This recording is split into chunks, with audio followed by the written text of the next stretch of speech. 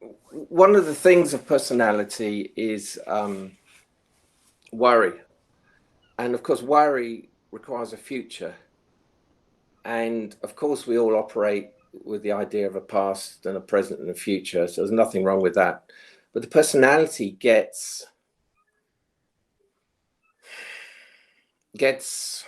pulled in to a future and pulled out of the present.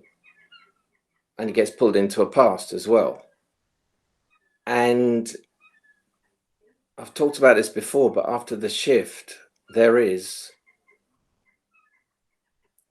a location in the present which is very different, and it arises very naturally. It's not something you do, it's not something you create.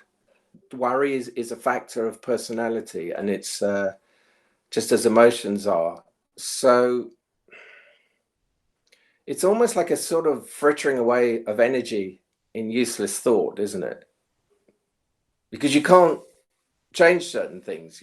If you're really in a survival situation, it seems to be that most people have the capacity to, like, what the hell do I need to survive, to survive now? It's almost like the mind is focused sharply suddenly because survival is driving it.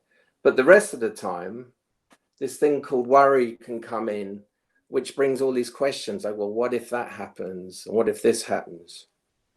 I'm just kind of describing what is your birthright too.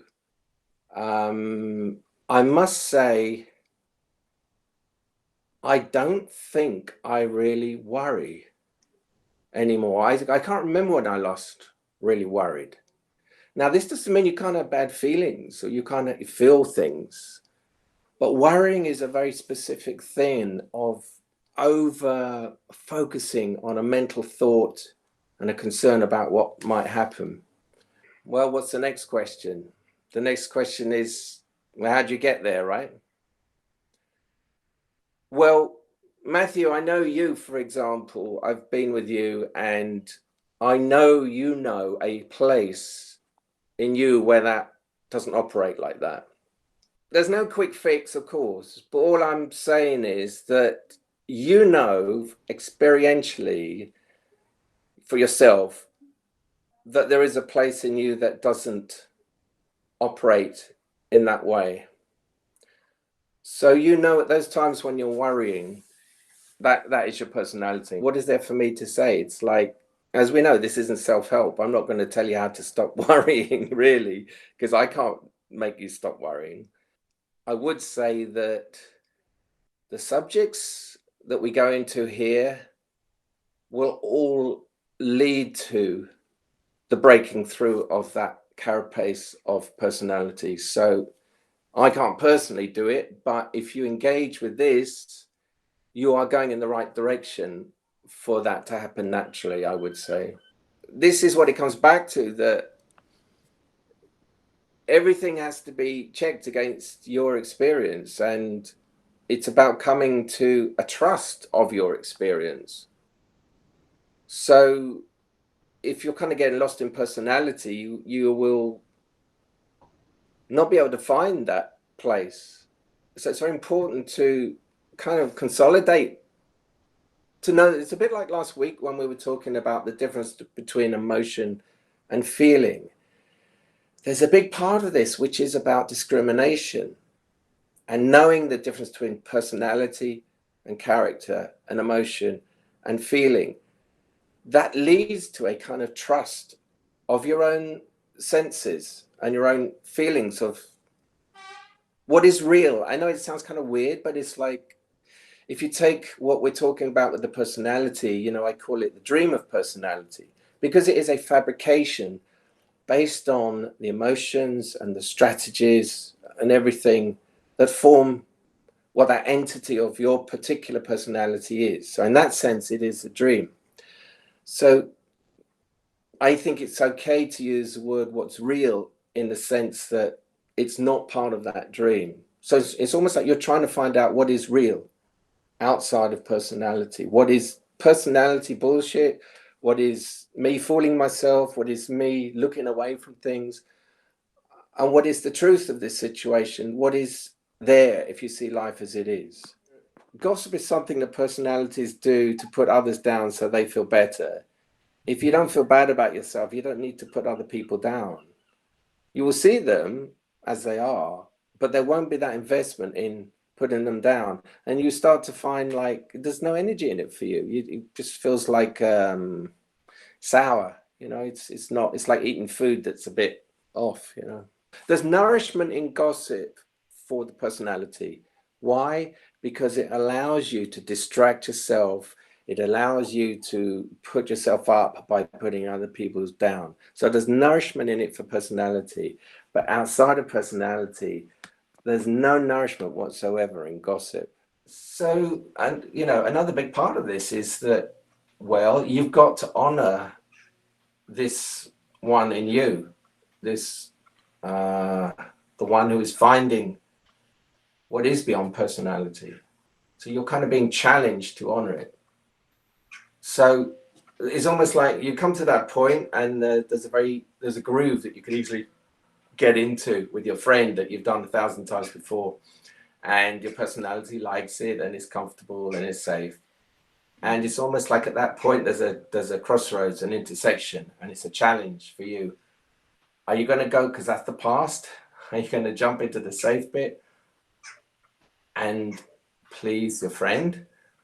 Or the challenge is, are you going to say, yeah, I don't feel comfortable talking about that person like that, or this, or you could just change the subject.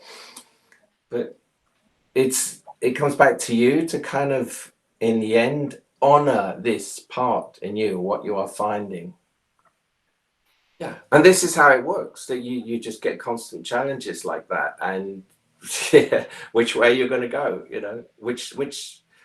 Where is your engagement? Where is your identification with the personality, the known, how you've lived, what feels safe, all of distracted, all of that, or what we're talking about here? And so it's not about one is good or one is bad, but it is about one is free and one isn't free. I would say that.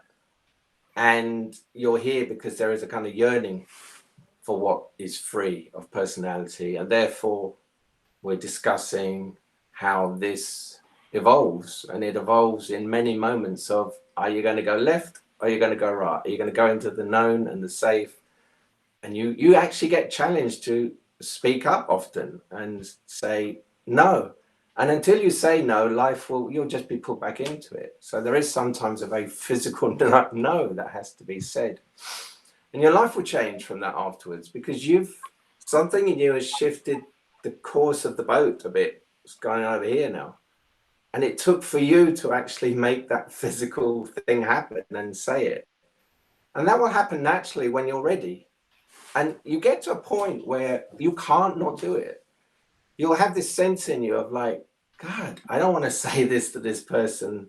This may not be like this for you, but I'm just saying sometimes you come to a point where you've got to do something and it's not comfortable, but to honor this, you've got to do it.